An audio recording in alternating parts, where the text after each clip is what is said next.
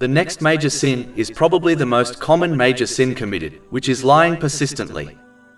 Unfortunately, lying is a far too common sin found within society today, even though the Holy Prophet Muhammad, peace and blessings be upon him, specifically labeled this sin an aspect of hypocrisy.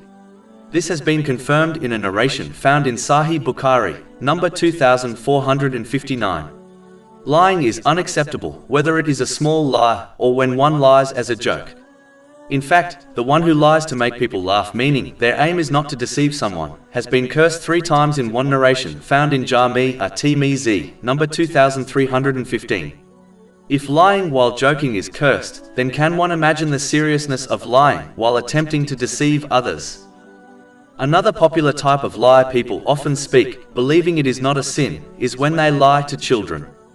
This is undoubtedly a sin according to narrations such as the one found in Sunan Abu Dawud, number 4991. It is plain foolishness to lie to children, as they will only adopt this sinful habit from the elder who lies to them.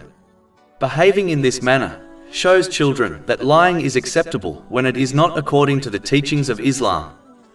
All Muslims desire the company of the angels, yet when a person lies, they are deprived of their company. In fact, the stench that is emitted from the mouth of the liar causes the angels to move a mile away from them. This is confirmed in a narration found in Jami' at-Tirmidhi, number 1972.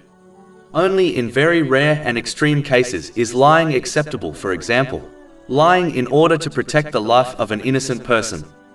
Therefore, Muslims must avoid all forms of lying, irrespective of who they are conversing with. Over 400 free ebooks, audiobooks, infographics, podcasts and blogs available on our website, www.shakepod.com.